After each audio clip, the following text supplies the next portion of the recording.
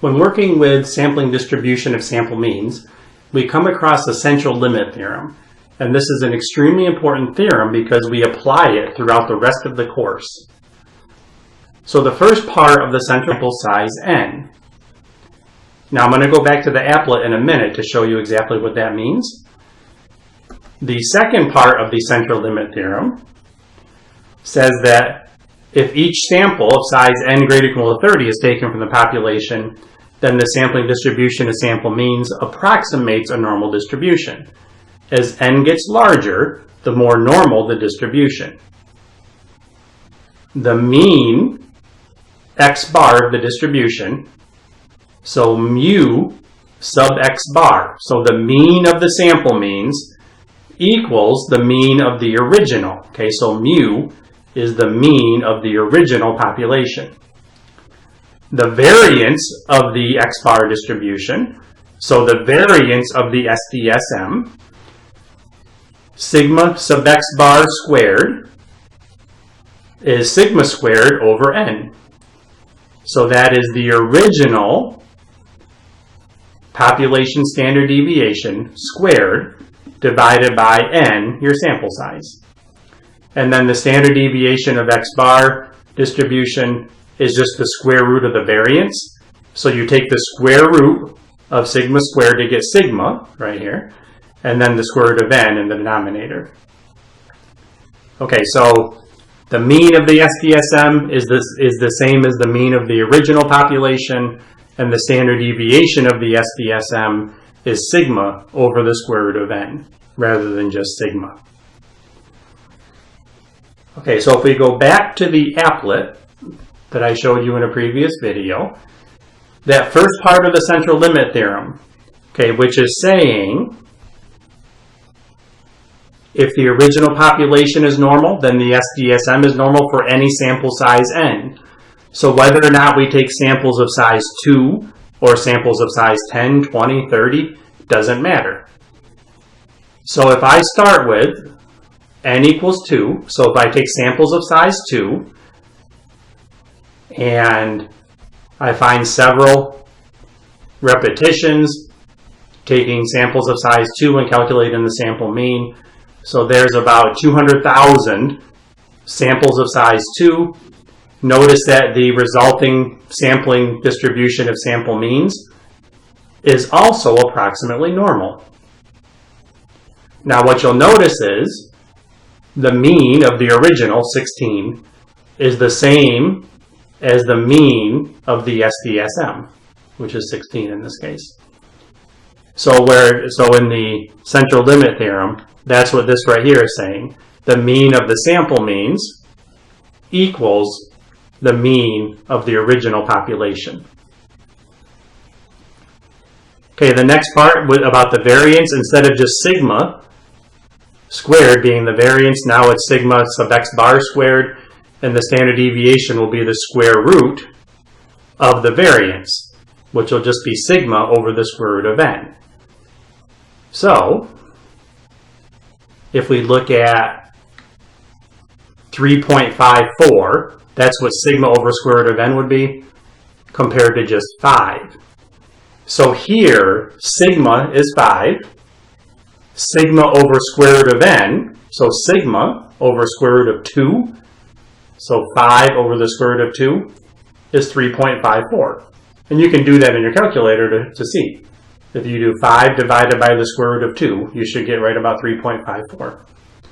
Okay, so if I take larger sample sizes, and before I do this, I want to make a note and emphasize, do not confuse the sample size n with the number of samples that you take.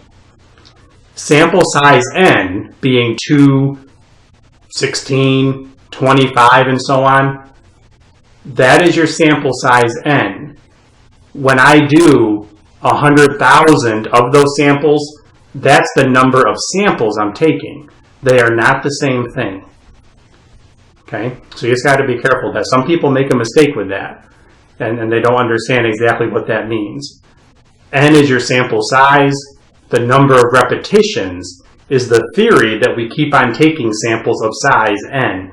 and calculating the sample mean of each of those samples. Okay, so the standard deviation for this sampling distribution here is 1, and for the original it was still 5. So if you take sigma 5 over the square root of n, well, now I have an n of 25. Well, the square root of 25 is 5. So that's where the standard deviation right here in red of 1 is coming from. That is 5 divided by the square root of 25. Okay, which is sigma over the square root of n. Okay, so that is the first part of the central limit theorem, where if you start with the normal, you end with the normal. That's the basic synopsis of what that first part is telling you. If you start with the normal distribution and you take samples of size n, calculate the sample mean, and build the SDSM, you will end up with a normal distribution. Now the reason that's going to be important is think about what can we do with the normal distribution. We can find probabilities by converting values into z-scores and then using the normal curve table or our normal CDF function on our calculator to find probabilities. So that's why it's important to end up with a normal distribution, because we're going to be able to use our z-tables to find probabilities. Okay, so that's the first couple parts of the central limit theorem. Now the second part talks about the sample size being large enough. So basically saying if the sample size is large enough, and the criteria is generally n is greater than or equal to 30. So if your sample size is greater than or equal to 30, then the SDSM will approximate a normal distribution. And the larger your sample size is, the more normal the distribution will be. So what that is saying is, if we don't start with the normal, so suppose that we start with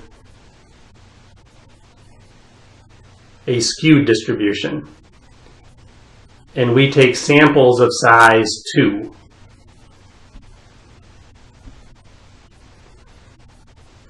So again, if we animate, it's going to take sample size 2, calculate the mean, animate again, another sample size 2, calculate the mean. So if we do that many times, okay, so notice the shape really isn't changing now. I'm up to a couple 100,000 repetitions. Well, that looks close to normal, but it's still slightly skewed to the right. You can see this right-hand end is a little bit longer. Okay, so if I tried to fit a normal on there, notice it's going to be a little bit off from normal, if I can get it to click on it. Easy for me to say. There we go.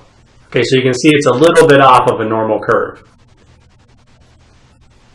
Okay, but if we increase the sample size to large enough, now this applet only lets me go up to 25, but that'll be large enough to show you if I do many samples of size 25.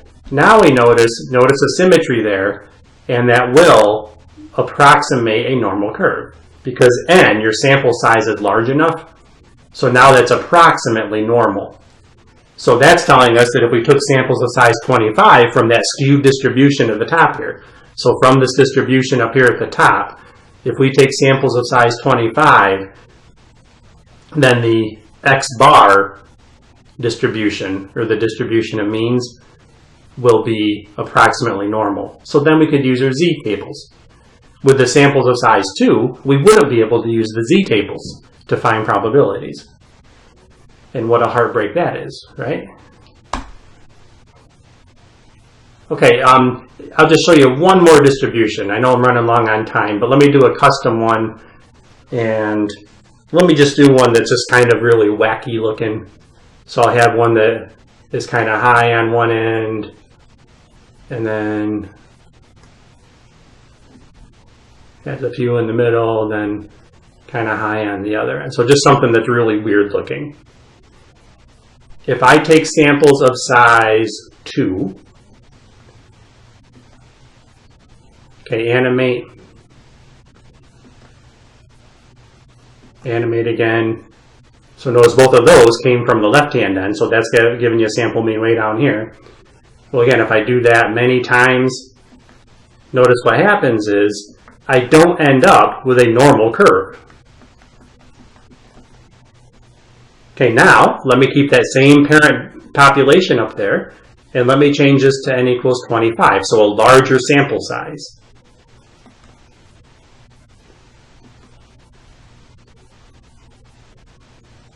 Okay, now if I do that several times, notice I end up with a normal distribution. Okay, so you can see the symmetry in it. And again, notice that the mean, 13.86 for the parent population, is the same as the mean of the SDSM. The standard deviation is 2.04, which is a bit less than 10.23. So what that would be is 10.23 divided by the square root of 25, which is 10.23 divided by 5, which is about 2.04. Okay, so that is how the central limit theorem works with the wording of the theorem up here.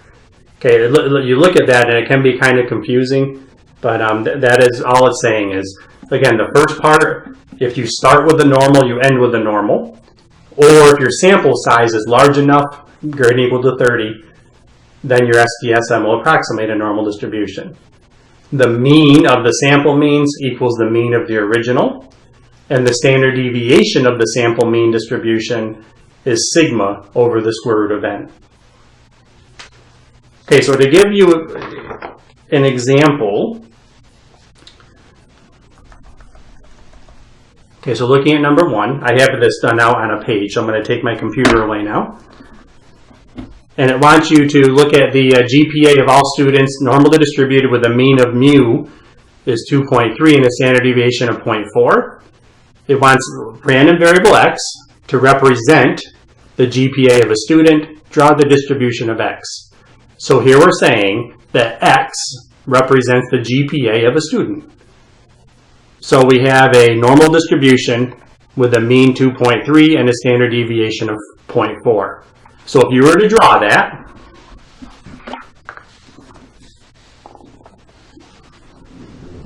we have to give it a minute to adjust.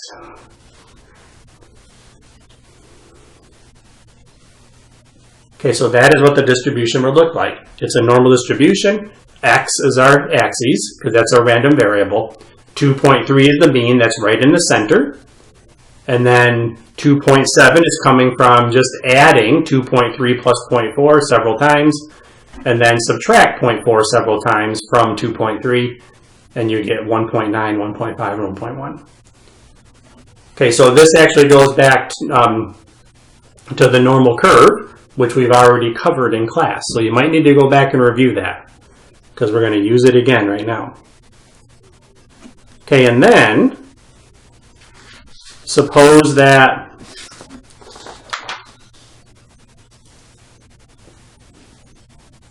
we take all possible samples of size n equals 2 and n equals 35 from the population. So this is two different distributions here. We're going to take samples of size 2 from the population, find the mean of each sample, and then graph the resulting sampling means distribution. Okay, I have a typo there. Okay, so we're going to graph the SDSM for when n equals 2 and when n equals 35. Okay, so without wasting too much time, when n equals 2, remember that the mean of the sample means is the mean of the original, which is 2.3. The standard deviation, instead of being 0.4, which was sigma, it's going to be sigma over the square root of n. Well, that'll be 0.4 over the square root of 2. So we get approximately 0.28. Now I'm just leaving that as 0.28 just so we can label the axes and actually put the numbers on the axes. Okay, so it's a rounded value there. Okay, so we see 2.3 is right at the center. If we add 0.28, we get 2.58. Add another 0.28, so 2 standard deviations above that mean, is 2.86, and so on. Notice that the axis is now labeled x bar because this is the SDSM. Okay, this is the SDSM, the sampling distribution of sample means with n equals 2. Similarly, when n equals 35, well, now the mean of sample means is still the same, 2.3. So 2.3 is still going to be in the center just like it is for the other two. But now the standard deviation is going to be smaller. It's going to be 0.4 divided by the square root of 35, which is about 0.068. So you can see that it's about 4 times larger when n was 2. The standard deviation for that distribution of sample means was about 4 times larger than it is now for a larger sample size. So that's just saying that when you plot your values on the graph, x bar, so our SDSM with n equals 35, 2.3 is in the middle, and now one standard deviation above the mean is 2.368. When n was 2, it was 2.58. So the point I want to make here is that as n gets larger, the SDSM, the x bar distribution, is going to get more narrow. Now it doesn't look like it on here just because I don't have like a good scale and graph to draw it on. But if you were to draw these on the same axes, what would be happening is when n equals 2,